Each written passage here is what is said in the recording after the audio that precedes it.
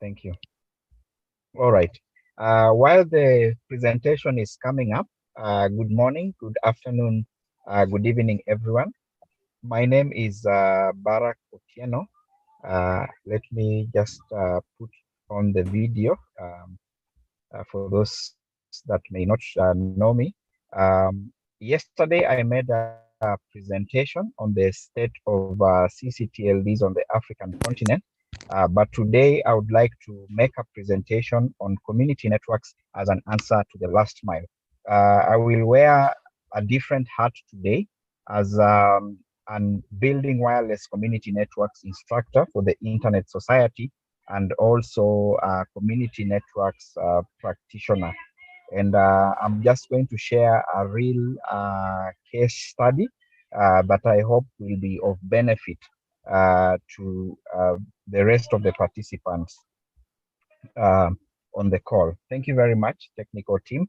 So loosely defined, community networks can be defined as um, telecommunication solutions for the community by the community. And the Internet Society, among many other actors, have been championing the community networks movement from 2016, first starting by building communities of practice within various countries. And currently acting as a catalyst for development of community networks in different countries. I'm going to present the case of a HeriNet, a community network that is operating in the western part of Kenya, which largely developed during the COVID-19 period. And my thought is, or rather, what I will post in the room is to look at whether community networks are a viable alternative to the connectivity gaps that we are experiencing in our community. I appreciate the previous presentation that has been made, which has brought to the fore the issue of local participation. And not only local participation, but also meaningful participation. I also appreciate the various questions that have been raised about governance and leadership issues on the call. And I would wish to submit that leadership begins with people having the capacity among or within themselves to attract and appoint the right leaders for their environment or for their ecosystem.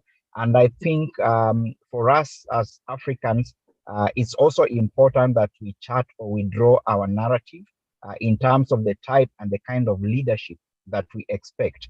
Leadership develops over time, and I would wish to submit that there are many schools of thought when it comes to leadership on whether they are born or developed. And I think even as we talk about leadership, we must ask ourselves what efforts or initiatives are we putting in place to ensure that we develop the right leaders for the future. And I would like to start with the community networks conversation. Africa, as I submitted yesterday in my presentation, we are largely consumers of products on the internet value chain. But the call that many are making in the presentations that have been made yesterday and today is that we want to move away from the consumer narratives to actually charting our own narrative on what the internet is for us and what the internet can do for us. And with that, we have to begin at local level, thinking locally and acting globally, as is said in internet governance parlance. And I think community networks are a viable alternative to the African community taking control of the narrative. If we look at investors within the internet ecosystem or telecommunication ecosystem in Africa, less than 50% of most of the investments are actually indigenous investments. You find that a lot of the investments are from beyond the continent. And I think it really speaks to the narrative on how citizens then relate with internet products and internet services. And I think if we are to change this narrative, then it's important that we start at the local level, designing and deploying our own internet infrastructure so that at local community level, we are able to appreciate what is the internet insofar as our local communities are concerned. How do we design and develop this particular internet infrastructure, and how does the value chain look like from a local perspective, even as we think outwards globally.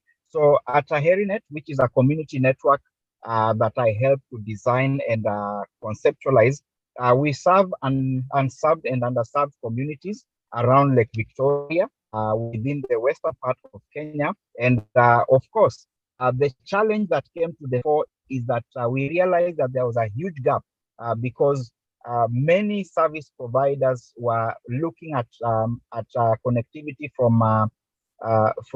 lack of a better word, from a commercial lens. And so whenever the communities whenever they felt that local communities are not viable enough financially, then most of them moved out. And we took initiative alongside and as part and parcel of some of the initiatives championed by the Internet Society to start a connectivity initiative using locally available resources and run by local institutions, as I am going to demonstrate. And some of the things that have come out, even as we deployed the community network, is the issue of affordable connectivity. Most of the community members have a challenge accessing the internet, not because they don't want, but because it is beyond what they can be able to afford, especially when you put into context the issues, their daily survival needs, for lack of a better word. The other issue that we observed is the issue of capacity building. And I'm glad we have been talking about the network operator groups because we have been able to also present about our community networks at the Kenya Network Operators Group and also get contributions from local service providers on how to be able to improve our community connectivity setups. And then, of course, there are issues of trust. The other observation we made is that when you are in a rural area, to be able to get support, for instance, looking at a rural hospital and the internet goes down, it takes 2 or 3 days for that facility to be able to get support, simply because it might be one customer that is 500 kilometers away. And in the scheme of things, or in the priority of a commercial operator, they would rather focus on the big fish, probably where the money is. And so you find that, for instance, a hospital is unable to admit patients or discharge patients because they are using an online hospital management system that most of the citizens are using, which is tied to the National Health Insurance Fund. So that is just a value proposition to show why the community networks are important. The other conversation that has come up as we have discussed community networks is whether it is taking the place of traditional ISPs or traditional operators. And from the AHERINET experience, I wish to submit that community networks depend on traditional ISPs to make sure that they extend connectivity to the last mile. Most of them are organizations similar to the NOGs that are addressing connectivity needs at the local community level. And so you find that it's actually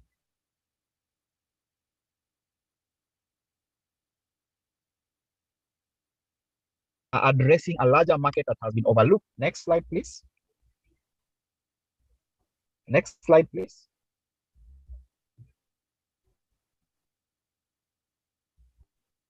All right.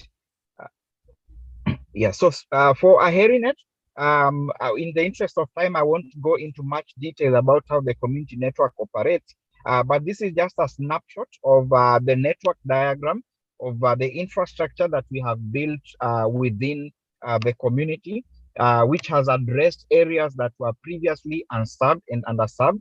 And we did this, of course, with the support of the Internet Society and other actors who wanted to make sure that during the COVID-19 pandemic period, the people who moved back to their rural homes, or the people who previously would access the internet from their offices and now are not able to access from their offices because of the instructions to work from home, were able to access connectivity and continue with their livelihoods. And we saw a lot of electronic commerce, or I would say the gig economy coming up within the communities where we built up the network infrastructure. We also saw a lot of the infrastructure being used for capacity building. That is the local schools, of course, resorting to Zoom, which I believe is the case in other areas around the continent. Next slide, please.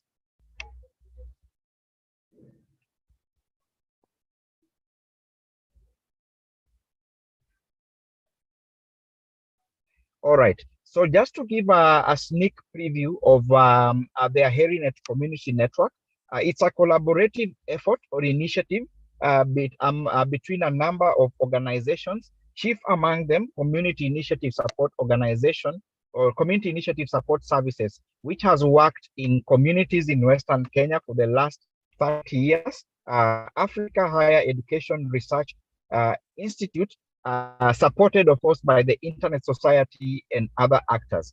So the reason why I'm bringing up the ecosystem is that the non-governmental organization focusing on the community initiative support services, acted as the entry point into the community. Because of their understanding of the community, they were able to reach out to the community and sort of advocate for the benefits of the internet and encourage the community to embrace the internet at local level. On the other hand, a lot of the youth who are participating in various activities of the organization were also tapped as network installers. And of course, this happened after they had gone through training. The training program entailed some of the ISOC programs, such as designing and deploying computer networks, and also building wireless community networks. So the example I'm giving is just one. There are many other community networks on the continent. I'll share a few other examples that might be close to most of our listeners as we move along. Next slide, please.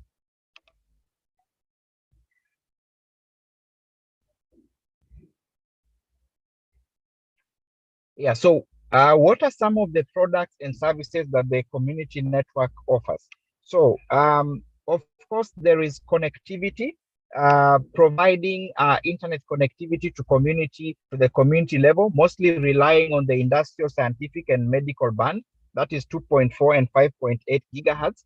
And just to note that in Kenya particularly, the Communications Authority has actually embraced the concept of community networks and has developed a licensing framework that manages community networks, which is available at $50. And the jurisdiction of a community network has also defined to be at sub-county level, which is basically a very small geographic or jurisdictional area. And there are certain proof that an organization needs to provide, that first and foremost, it is working in the community, and it has endorsement of the local leadership in the community, and that there is a community interest or participation in that particular organization that is actually designing and deploying the infrastructure that is being used in the community. So other organizations in the Kenyan ecosystem, such as the Kenya Network Information Center, have also embraced community networks, and they have taken up community network organization as domain registrars to make sure that local communities are also able to appreciate the internet value chain. As we deploy community networks, of course, electricity remains a major challenge in most of rural Kenya, as in many other parts of the world. And whereas there is electricity, its stability is another issue. And so, of course, we have embraced solar power, and the more we deploy solar solutions at the POPs, the more community members are also embracing it as an alternative source of power. The other point is we have also provided connectivity solutions for schools that are in far-flung areas and which are not within the reach of traditional internet service providers, for lack of a better word.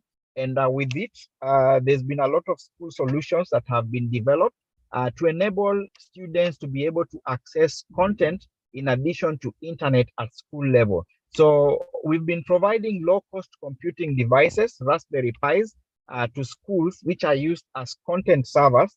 But over and above that, we've also been providing internet connectivity that is crucial. In Kenya, as in many other African countries, we have the National Education Management Information System, which requires the details of each pupil in a primary school or in a high school be logged into a national portal.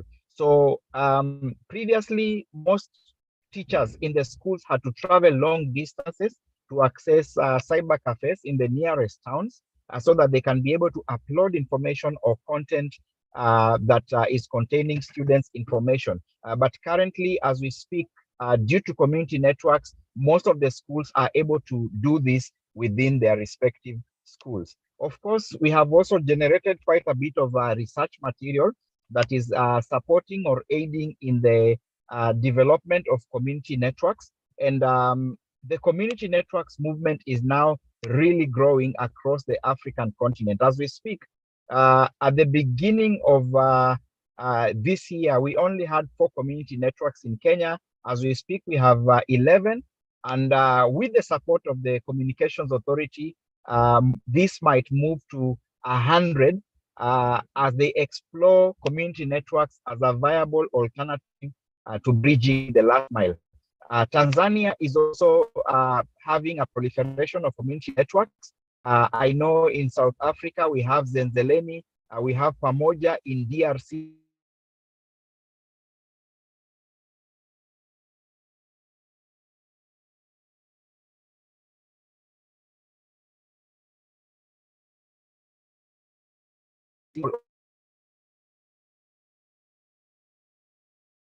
Barak, we can't hear you. You're breaking.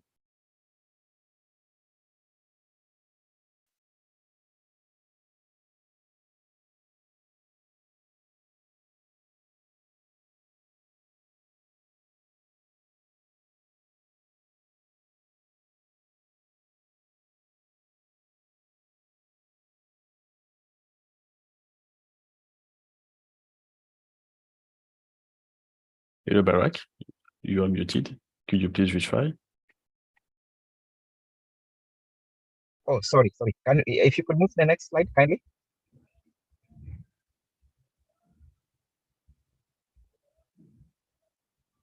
Next slide.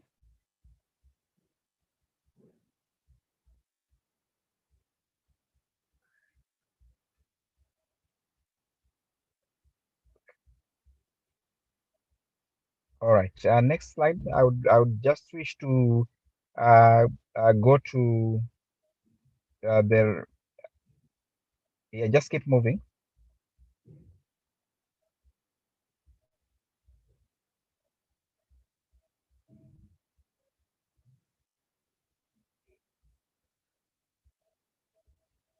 There, please. Yeah.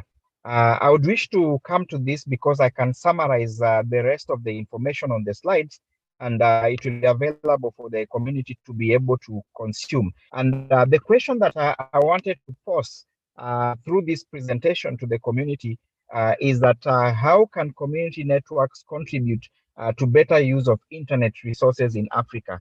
We are seeing a scenario in which regulatory bodies on the African continent are embracing community networks and building licensing frameworks that govern how community networks are addressed. So could this be a solution to even some of the questions we are asking ourselves in the room in building capacity for governing how we utilize our internet resources? And for instance, if we bring this conversation closer to the community using community networks, is it likely to change how we view and appropriate internet resources on the African continent? The second question that I wish to pose through the presentation that I'm making is how can community networks help in championing the growth of local content and growth of local internet traffic? Remember, beyond just providing internet infrastructure at community level, there is the whole internet value chain. We need content. Most from observation on our community networks, we realize that a majority of the people are either on YouTube or they are on Netflix. and they can watch Netflix end to end, or they can watch as many documentaries as they wish on YouTube. But the question I wish to ask is, where is local content? Trying to just go through YouTube channels, I can attest to the fact that there's very little content that I can identify with as a Kenyan citizen wearing my Kenyan hat. And I'm sure many other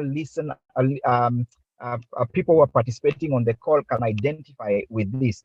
So how do we then catalyze a process of uploading local and meaningful content that is drawn from our communities? We have a lot of folklore, we have a lot of traditional stories from the African community that, if we digitize, would really create or form very interesting content on the internet.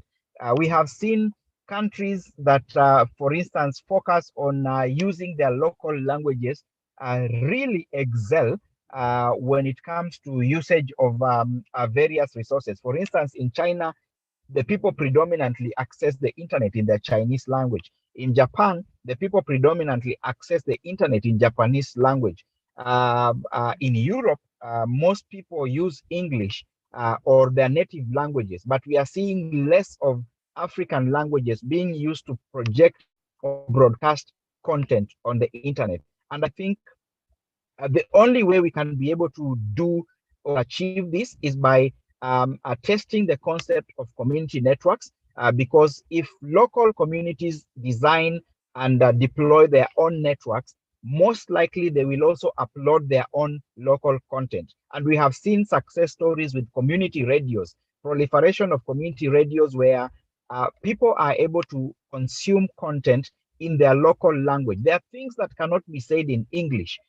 When you translate them from a traditional African language to English language, you lose the meaning completely, and you lose people's interest, and you lose the value completely. So even as we look at the internet conversation from a continental perspective, we also need to consider that we have to start at the bottom and then build upwards. And my final ask, which may not be relevant in this particular session, is, can Afrinic consider a special membership package for community networks as part of social responsibility? When I hear the conversation around internet resource management on the African continent, it is heavily commercialized.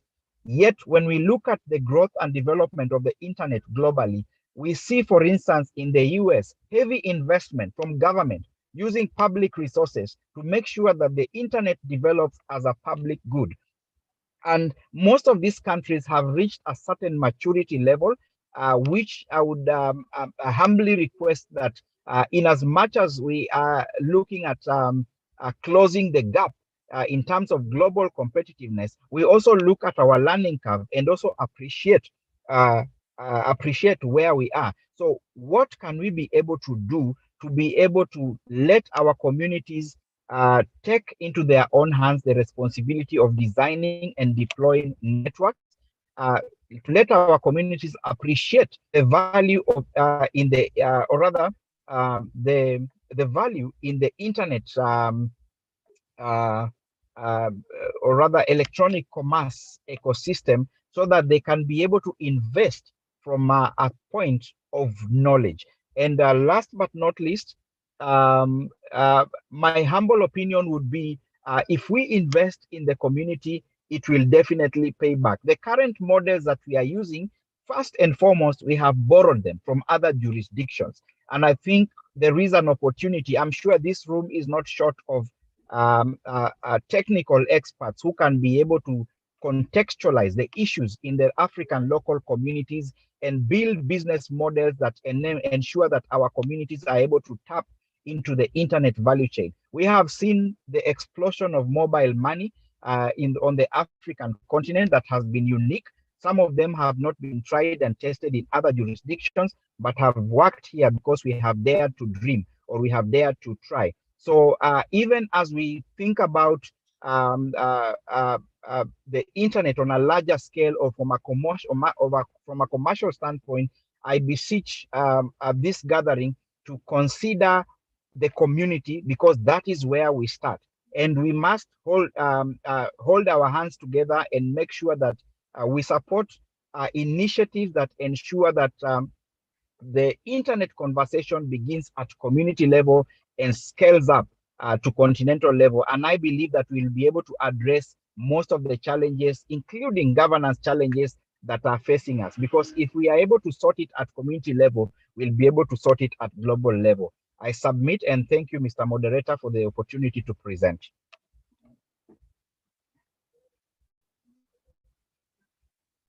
Thank you very much, Barak. Sorry, thank you very much, Barak, for this presentation. So, as usual, if there are any questions for you, if there are any questions for this presentation, please type them in the chat, or please raise your hand if you want to speak directly to Barak.